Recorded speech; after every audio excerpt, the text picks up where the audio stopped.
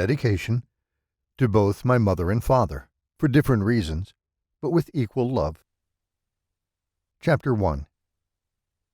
It was a narrow, steep, winding road, with portions of crumbling pavement, and a couple of places where the roadbed was almost washed out, or partially buried by small landslides. Given the ludicrous grades and hairpin turns, Brian figured that even the most reliable driver, with a trustworthy car, was inviting some kind of disaster or other. This is probably the stupidest road I've ever been on. Kate didn't say anything. She simply sighed and kept her attention out the window as Brian eased on the brake and slowly took a sharp left, not looking down into the deep ravine. Day and night had linked as the shadows of twilight gathered. Brian switched on the headlights as his iPod shuffled from walking on sunshine to hungry like the wolf. He wove the pickup around turns and more turns, palms sweating as he gripped the wheel. Short turns, backward turns. If he thought too much about it, he'd likely nauseate himself. "At least it doesn't snow in these parts," he said. "We'd never make it alive." The trees leaned towards each other and loomed above the road, black and ominous in the fading light. Kate almost said something, but didn't. Instead, she let out another perfunctory sigh, and a taut silence reigned both over the land as well as inside the pickup's cab. Brian negotiated another turn.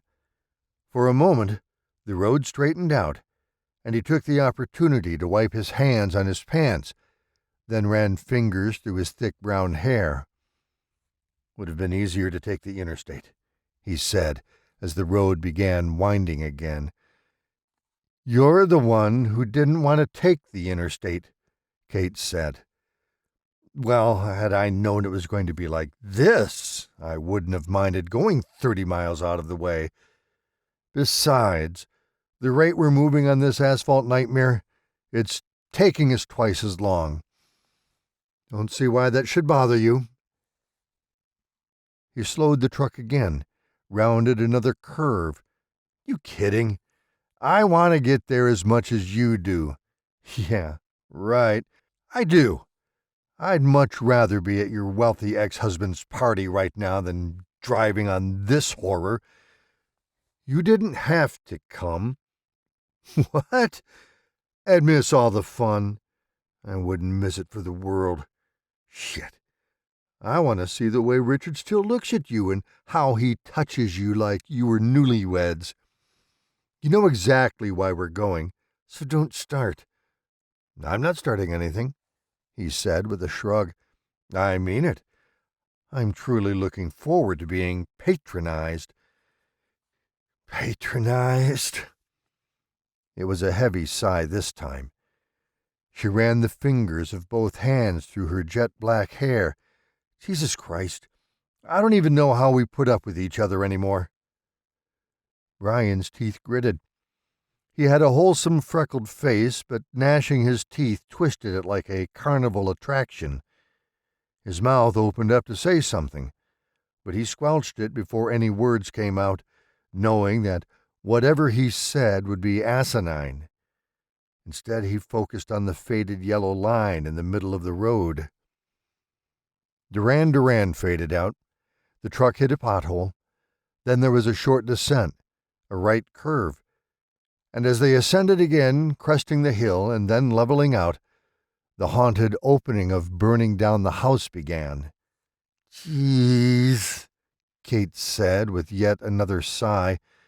"Can't you ever listen to anything other than that fucking 80s pop?" "What's wrong with it?" "Well, 80% of it sucks, for one thing." With his voice as monotone as he could keep it, he told her, "I suppose you'd be happier if I listened to that painfully unmelodic and atonal free jazz you're so damn fond of." Kate reached down and snatched up her purse, rummaged furiously, and withdrew a compact, flipped it open, and studied herself, That's like the 10th time you've done that since we left the house. So don't watch. You should be keeping your eyes on the road anyway. Isn't it too dark to see what you're doing? I said don't watch. Just watch the damn road. With just enough gumption to avoid a serious battle, Brian bit his lower lip and trained his attention back on the faded yellow line. Another upward turn. The speedometer dropped to 10. I'm sorry, he said after a minute had passed. I know this is important to you, and even if it's Richard's party, I know this is a potential career maker for you. So I guess I'll just have to try and be a grown-up and do my best to be civil. Thanks, she said, snapped the compact closed and tossed it back into her purse. That means a lot. Yeah, I can tell by the bitchy tone. You know, if this is such a pain in the ass for you, why don't we just turn around and go the fuck home? Why? So you can have more to hold against me? Oh my God, Brian. No. We're gonna have a fucking blast. Richard will introduce you to this wingding, or whatever his name is, and then you can be the next Annie Leibovitz or Ann Geddes or whoever. His name is Philip Wingren, and he's one of the top photography agents in the country. I know. That's why we're going to let Richard slobber all over you tonight, isn't it? Make sure he puts in a good word. Then you can become your own millionaire instead of having regrets about divorcing one. You bastard! I can't believe you're even trying to insinuate something like that. Well, you're not exactly denying it, honey. I shouldn't have to deny it. You and I both know it's bullshit. All right. Sorry. Let's drop it. A couple 100 yards ahead, he saw what was possibly the first turnout since they'd gotten on this stupid mountain road. Kate brought her hands to her face. Look, she said, voice calm but vehement. We don't need a therapist to tell us that things are fucked. Really? They are. Go screw. What we really need to do is figure out how we're going to deal with it. No problem. I'll just keep drinking myself into oblivion, and you just pop another Lexapro or Zoloft or whatever the hell it is you're taking this week. A gloomy silence slithered throughout the cab, whispering ghosts of mistakes and regrets. Anger and sorrow enwrapped them, reopened wounds from the past. With or without repentance, quivering memories would always bring shudders, and what had happened to them could never be undone. Stevie would never return. It was a painful fact from which there was no salvation. Why do they even keep this road open? Brian said. I doubt any of the rich pricks in Pico Tierra even use it. Maybe it's the road the residents tell the assholes they don't actually want visiting to use. That was it. With a fierce action, he swung into the lone turnout, cut the engine, and climbed out of the truck. What the hell are you doing? Got the piss of death in me, he said, slammed the door, stepped around the truck and down the embankment until a good crowd of trees separated him from his wife. He took out a cigarette and placed it between his lips. Having quit 2 years earlier, he'd just started up again last week. Had he been a heroin addict, he would have started that up again, too. Sorrow and shame and ruin swirled inside him, and all of it solidified into self-evident, undeniable rage. He reached out and grabbed hold of a small branch and snapped it. He flung it to the ground and closed his eyes, and then fished into his pocket for his matches. The first one went out before it finished igniting. The next burned bright. He brought it to the cigarette's tip and drew in on the filter. As he waved the match out, he heard the sound of an approaching car coming from the opposite direction they were going. By this time, dusk had pretty much given way to night. Through the trees, Brian saw the headlights. When the car got close to where Kate and the pickup were, it slowed, then came almost to a complete stop. There was a thud that sounded like something hitting the truck, and as Brian tossed down the cigarette and moved quickly up the embankment, the car sped away at a speed not wise for such a clunky nightmare of road. "What the hell was that?" he asked as he reached the truck, which Kate was just climbing out of. "Whoever that was tossed something into the back. Son of a bitch." He looked in the truck bed and saw a black shape where he knew one hadn't been before. Bastard probably decided to use us for a goddamn trash can. "Sounded heavier than trash," Kate said, reaching back into the cab and then into the glove compartment, emerging seconds later with a flashlight. "Did you see what they looked like?" "I was searching through your iPod for something other than 80s pop." She shone the light into the truck bed. The beam illuminated a flap-over briefcase, dark brown or black, with two metal buckles staring up into the sky at the budding constellations. The hell? With both hands on the side of the truck, Brian sprang up and hopped into the back. By no means an athlete, he was still in decent physical shape, all things considered. Wiry, like a boxer or rock climber, only without the accompanying strength or agility. For a moment he just looked at the briefcase. Puzzlement had veiled his anger. He took hold of the handle, lifted the attaché, and set it back down upright. "Heavier than I thought it'd be." "Open it," she said, then quickly amended. "No, wait, don't." "Why not?" "What if it's a bomb or something?" "It's not a bomb." "How do you know?" "Because I know, all right?" Brian slid the briefcase closer to her, unbuckled one side and then the other. He raised the flap, and Kate aimed the flashlight into it. Then they both froze for an unspeakable moment. Reaching into it, Brian removed one of the bundles and flipped through it. Every bill was a $100 bill, and there looked to be at least 50 of them in this one packet alone. Inside the briefcase were another 15 or 20 packets just like the one he held. "You can't be fucking serious," he said, removing and inspecting another bundle. "Why would someone just toss something like this into the back of our truck?" Kate clicked off the flashlight. Brian looked at her, saw that she was looking back the way they'd come. Turning his head over his shoulder, he saw headlights about a quarter-mile down the road, coming this way. "Let's get out of here, Brian." "Yeah," he said, stuffing the money back into the bag and closing it up. "I think that's a good idea." He quickly climbed out of the truck bed, his stomach growing hollow. He could now hear the tires of the approaching car rolling on the road. They hurried into the cab. Brian tossed the briefcase behind the front seat and started the engine. Just as he put it in gear, the headlights rounded the corner 100 yards back. He hit the accelerator. The tires buzzed, kicked up gravel and clouds of dust. He pulled onto the road. The truck bounced for several anxious moments.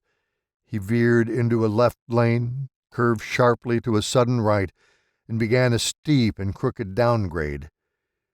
Gripping the wheel with both hands, he swung around another curve, then let up on the gas. He checked the rearview mirror and saw nothing but darkness in the reflection. It was then that he became conscious of the fact that he was sweating, also that he was holding his breath. He let it out, tossed a quick glance at Kate, and saw that she was half turned back in her seat. "You okay?" She turned around and faced forward again. The sigh she emitted this time was not one of frustration, but of relief. "I think they're gone," she said. "I don't think they're following us." Brian felt a momentary sense of elation. It was a weak and fleeting sense, however, as he wondered what had just happened, if it had happened. He looked into the rearview mirror again and saw nothing but blackness. A moment of quiet. Thick tension crept by. Then, "All right," he said. "So what happens now?" Kate opened the glove compartment and replaced the flashlight, then ran her fingers through her hair. "I don't know. Maybe we should call the police?" "Yeah, good idea." She picked up her purse, searched through it until she found her cell phone. "Crap." "What?" "No signal. Try mine." She did. Nothing. "Well," he said, "we can call them when we get to Richards." He hated the thought of that. He hated the idea of having to use Richard for anything. Hated that he was going to this party. Richard's party. He hated Richard. His thoughts then made an abrupt turn back to the situation at hand. How much cash was in that briefcase? There had to be at least $100,000. It must have been a payoff of some kind, maybe blackmail, some sort of racketeer business. He looked at Kate, who was staring through the windshield. Opening his mouth to say something, his throat constricted.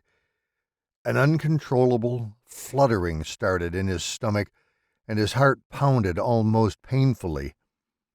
The headlights were huge and growing fast as the car behind them hurtled down the hill in pursuit. Shit! What? Kate spun around in her seat. He floored the accelerator. The truck's tires screeched on the uncertain road, and he felt the vehicle weave a bit. He eased off just enough to keep from fishtailing, and when he glanced at the speedometer, he saw that they were doing nearly 50. On a drag they shouldn't even be doing 30 on.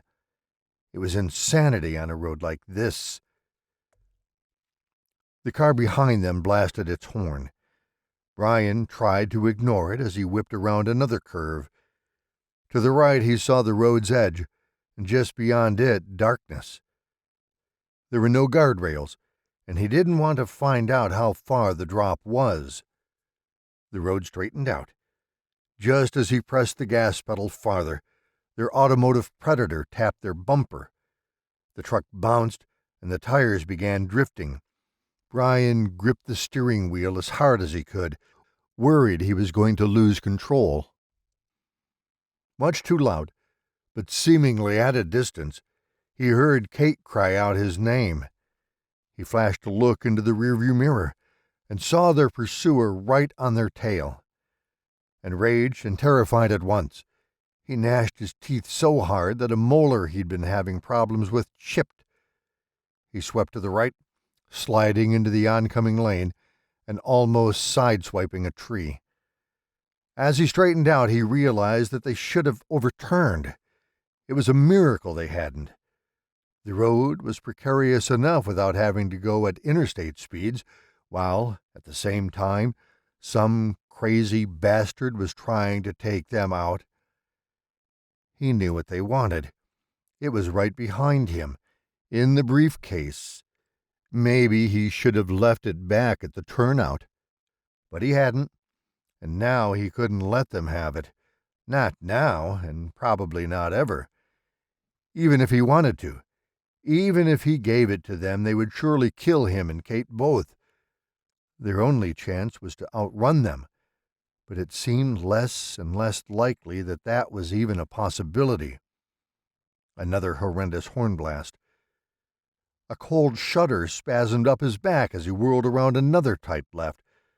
How was this asshole able to tail him so closely and yet still keep such excellent control on the road? The left tire slammed into a pothole. The entire truck jounced, and Kate let out another scream as Brian grappled to keep control. While still wobbling, their adversary tapped them again. The impact jerked the wheel out of his hands and spun it clockwise. He grabbed it and cranked it to the left. For a second, the truck seemed to float. Then the rear began zigzagging. The tires screeched, and the right side went off the road, spitting up dirt. Holding the wheel as tight as he could, he tapped the brake once, then again, and somehow he managed to recover just as they reached a steep, straight downgrade. He tromped the gas pedal to the floor. The headlights behind them got a bit smaller. A fast glance to the speedometer showed that he had just hit 70. In the distance, he saw the flickering lights of Pico Tierra. He kept his foot on the gas, praying there wouldn't be a sudden turn. They were dead if there was. "He's coming up behind us again," Kate said. The wheel convulsed in Brian's grip as the engine roared. Sweat was running down his face. The road curved to the right, then began leveling out again. As it did, he saw the massive fallen rock just in time and was able to jerk enough to the side without losing control. Instantly behind them came a loud cracking sound. In the rearview mirror, he saw the headlights jump, saw them waver from side to side, heard the high-pitched squeal of the tires as they skidded along the blacktop. The lights shot to one side. There was a hard crash, and then only one headlight, which got smaller and smaller, and finally disappeared altogether. A few seconds later, Brian let up on the gas and eased on the brake, bringing the truck down to a safe speed. He looked over at Kate. Her hands were braced against the dashboard. When she pulled them away, they were shaking. "We're okay," he said. "Everything's going to be okay." Softly, beneath everything else, he heard his iPod playing Electric Avenue.